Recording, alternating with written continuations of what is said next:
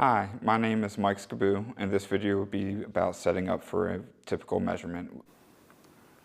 So to start a new analysis, there's a couple things. You want to make sure that your temperature is correct, your temperature of measurement.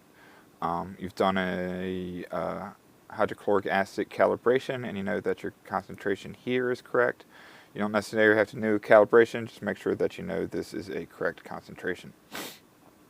You can set up your first titration point. This is the time it waits once it finds, right before it finds the first titration point, to ensure that all the CO2 has evolved from the sample and we're getting accurate pH measurements. And then your sample volume is here. We'll leave it today at 20 mils. You can save these for the default when it opens, and to be able to change them and reload. I don't really worry with that. I just make sure that they're correct before I do start a new measurements for the day. You should have already calibrated your pH. There's a video for that, so watch that video if you have not.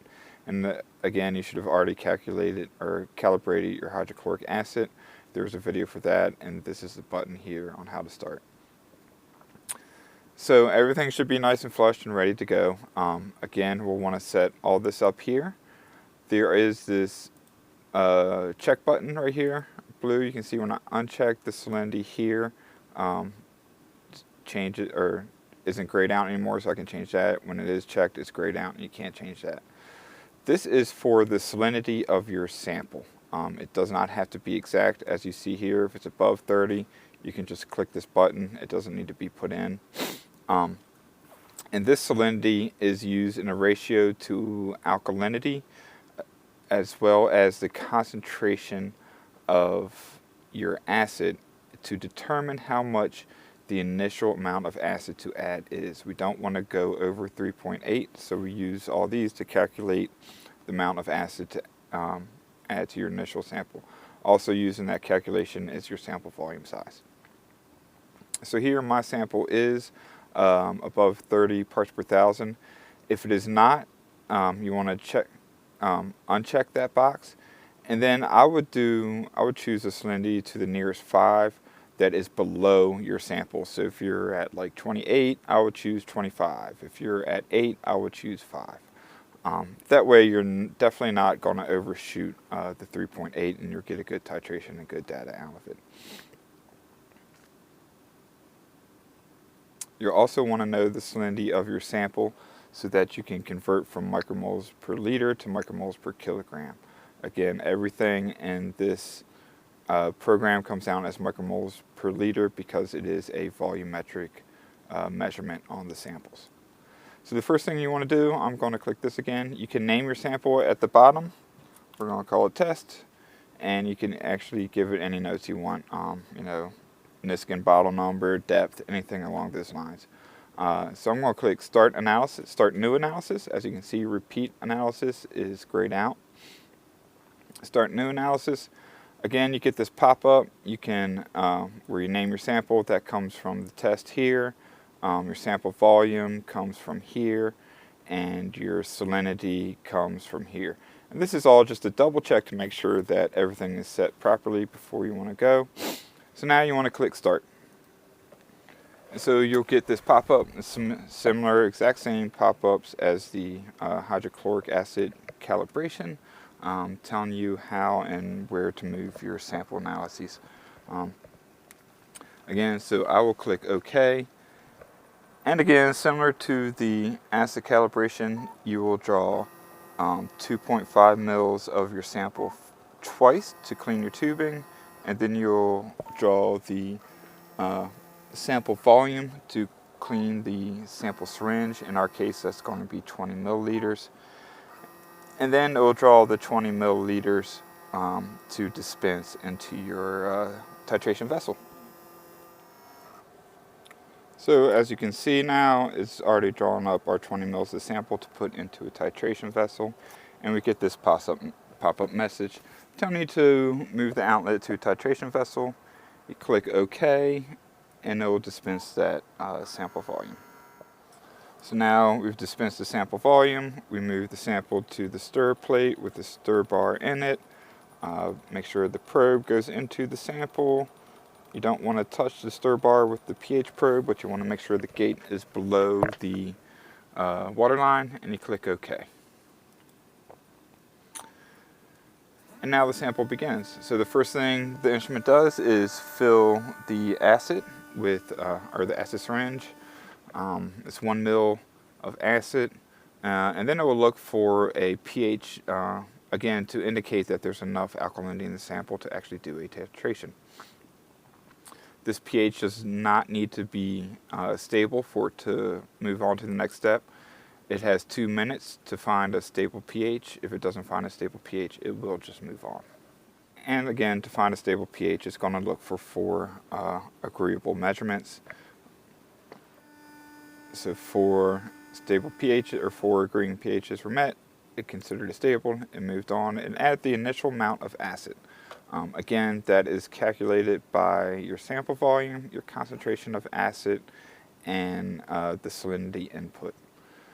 So it's looking for a pH of 3.8. It added its initial amount. It's going to continue to add smaller and smaller amounts until it gets just below 3.8. So you see now it's found that it's a pH below 3.8. What it's doing now is counting down this first titration point time. This is allowing all CO2 to evolve out of the sample. Sometimes the pH can increase because of the CO2 coming out, and if it goes above 3.8, it'll add more acid and do this process again. We want to make sure that it's truly below 3.8 before we start the titration. So here it's going to check the pH. It will be 4, again it needs to see 4 solid pH for stability. And you can see the 4 agreeing, so as acid, it records that pH and moves to the next step.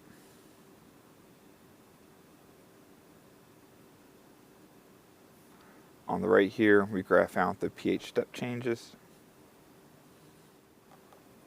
Again, it does a titration from 3.8 to 3.0, so we're just waiting as it does.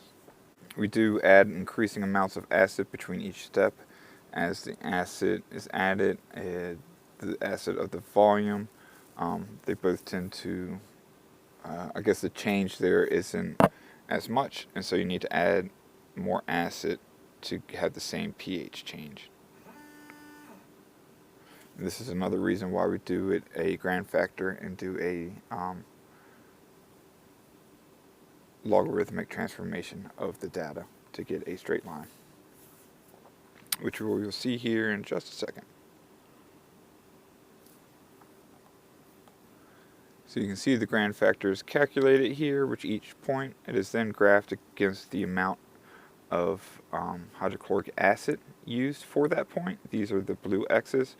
The red dot here is the x-intercept. That is the amount of acid used to fully neutralize all the alkalinity. That concentration or that volume is here. That is used with the concentration of acid to get a total alkalinity for your sample, which is listed here. Something to pay attention to is your R squared. 3 9s and an 8 are okay. 4 9s are better. You don't want to do like 3 9s and a 7. I wouldn't trust that data. Another thing to look at here in the timeout section, you want to make sure that all the titration points that are used, which are the second point down, anything below pH of 3.8, you want to make sure that the timeout is no. If it does time out, again, I wouldn't trust the data. And unfortunately, if you don't have more sample, you can't retitrate it. So do make sure that your probe is well calibrated and working properly so that it does not time out. Once the sample is finished, it is populated to the sample set data tab. As you can see, we called this test. And the salinity that we entered at, the temperature, the slope, the R squared value, the amount of acid for your x-intercept, and the your result. What's great to see here is that we titrated and calibrated the sample or calibrated the acid against the same sample, the CRM 218. I didn't trade anything out. And after the calibration, I came back to within agreement of 2246.9 compared to 2247.1. That's a pretty great agreement. So we know the calibration was good and everything's running fine with the instrument. If you would like to repeat the sample, which we do suggest running at least 2 to make sure that your first sample isn't far off. You want to have a good agreement between 2 measurements. You can click repeat last analysis here. That will allow the sample syringe to pull the sample without having to wash everything again, so you end up not using as much sample analysis and save some sample. Thank you for watching our video today, and you can get more tech support on our website or contact our distributor or us directly.